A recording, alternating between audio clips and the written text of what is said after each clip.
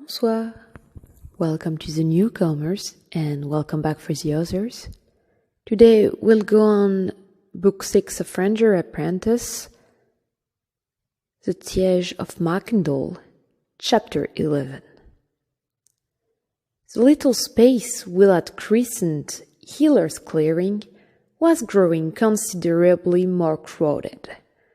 Malcolm's small cottage was already scratched by having to accommodate Lord Ormond and Xander.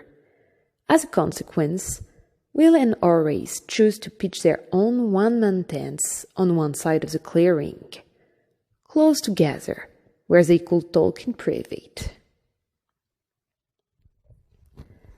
The Scandians had brought canvas and rope from their ship, and they set about building a large communal shelter for themselves on the far side. At least, Will thought, there was no lack of timber available in Grimsdale Wood. A large fire pit was constructed in the middle of the clearing for heating and cooking purposes, and to provide an area for relaxation as well. On the first evening, Horace looked a little askance at the roaring blaze that the Scandians built. The Norsemen seemed to have a love for setting big fires, whether they were burning down villages or just sitting around having a drink. "It's a big fire," he said doubtfully to Will. "It could be visible for miles." The ranger shrugged. "No harm in it," he replied. "It just adds to the legend of Grimsdale. Strange sounds, strange light." At that moment, the Scandians, who had brought a few kegs of aquavit, the rough grain spirits that they flavored with caraway seeds, broke out into a sea shanty. "Strange sounds indeed," Malcolm put in. "If I could have come up with something like that, I would have kept people away from my home for another 10 years. One of the Scandians broke away from the circle around the fire and lurched forward a small group of onlookers. He thrust a beaker full of the spirits into Horace's hands. "Here you go, General," he said. "Take a drink." Horace sniffled carefully. "My God, do you sing this stuff or strip paint with it?" The Scandian bellowed with laughter. "Pose!" he replied. Horace handed him back the beaker. "I think I'd rather live through the night," he said. The Scandian beamed at him. "All the more for me, then," he said, and weaved his way back to join his friends. Xander had come out onto the veranda of the cottage as the singing had started. He glared disdainfully at the Scandian and walked over to join the little group. "Is this going to continue for really long?" he asked. Malcolm, Horace, and Will regarded him with distaste. Then, deciding that he had asked no one in particular, they each decided to let someone else answer. Xander's skull deepened. "Malcolm," he said, "how is my lord supposed to sleep through this infernal racket?" Malcolm regarded him thoughtfully. "In my experience," he said, "if one is tired enough, one can slip through a little noise." "A little noise?" the secretary spluttered. "Do you call what those barbarians are doing?" He got no further.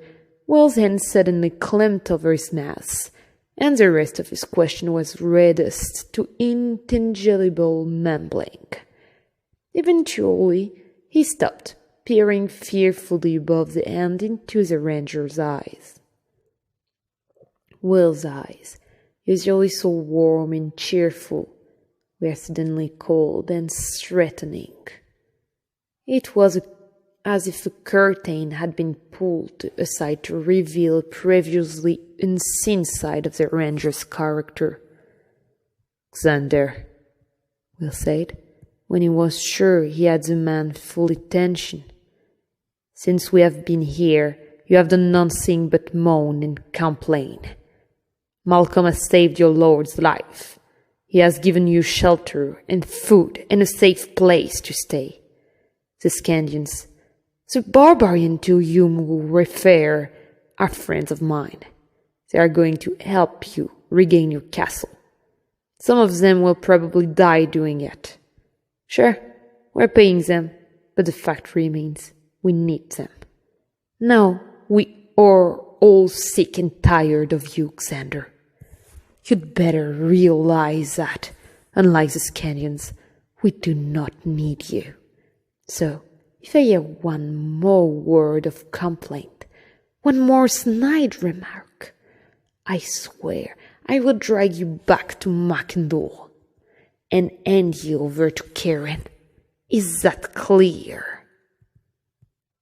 Xander's eyes still bulged above Will's hand. The ranger shook him roughly. "Is that clear?" he said very slowly and distinctly. Then he took the hand away. Xander breathed in, deeply and vaguely, his chest heaving.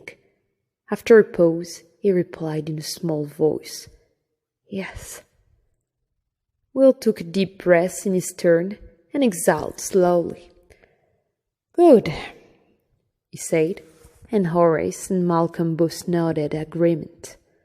Will started to turn away from Xander, but the little man could not resist trying to have the last word. "All the same," he began in that pompous tone they know so well. Will threw his hand to heaven in gesture of despair, then swung back on the little man. "Right," he said angrily. His hand shot out and grabbed a handful of Xander's collar, twisting it so that the secretary was thrown off balance and turned slightly side on. Then Will started toward the forest trail that led to Black Mere and, eventually, out of Grimsmelt Wood, to the plain beside Mackendall. "I'll be back in an hour or so," he called over his shoulder to Horace and Malcolm. "I've got some garbage to take out."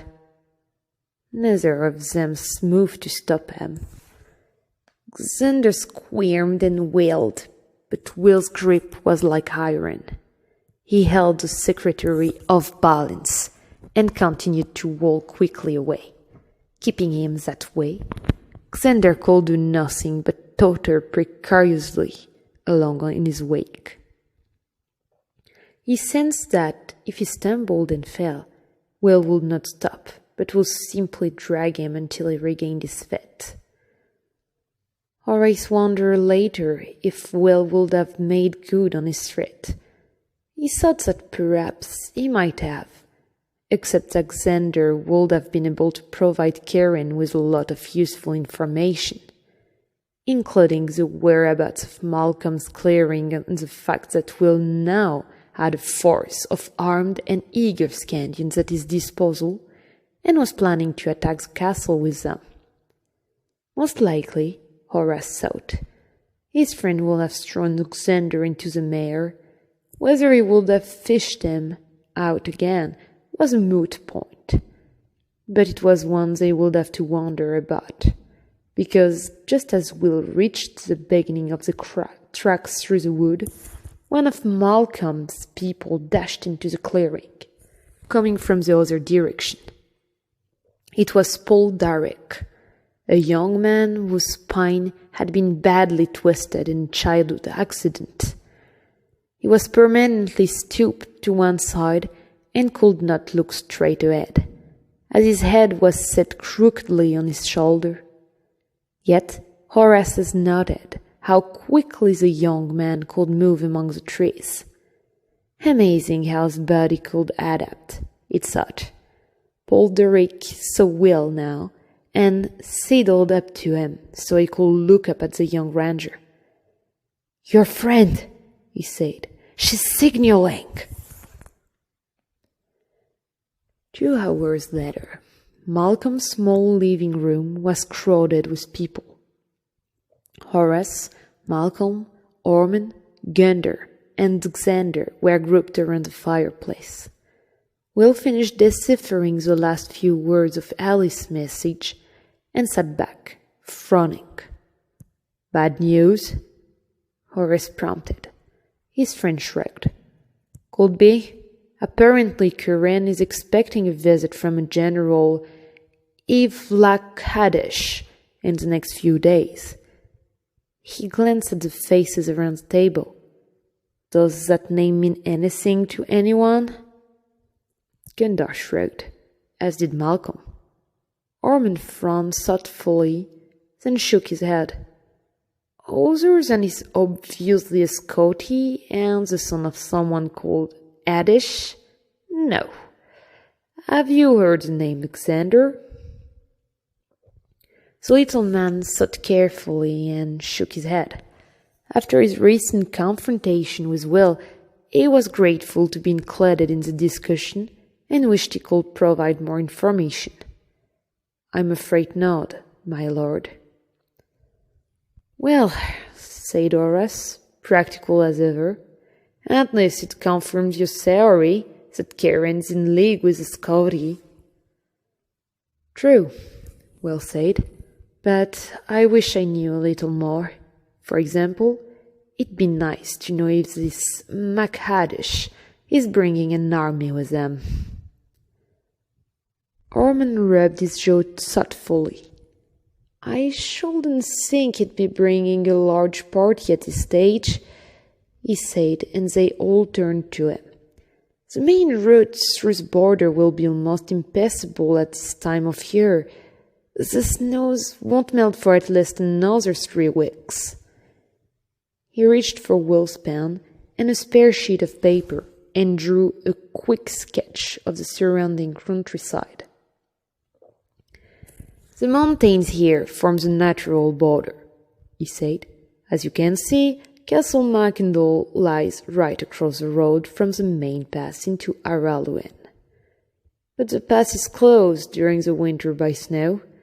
That's why we've never needed a large winter garrison at Mackendall. We've never had to contend with more than small raids." He quickly drew a series of thin slashes through the mountains on his chart. "There are lots of small side roads, but they're steep and tricky. You might get a small party through one of them, but not an army with a baggage train."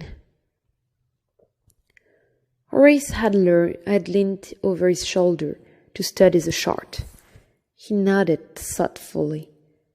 "In Nadashin," he said, "no general would move a large force into hostile territory without initial reconnaissance."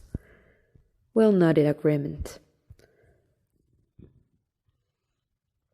"So we can assume MacAdish will have a small party with them, which means they've probably traveled by night." He glanced around and saw the others nodding, except Gundor, who was looking totally disinterested by now. Scandians hated planning, Will remembered. "So, what have you in mind?"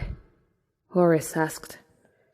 "We keep watch on the castle so we know when he arrives," Will said.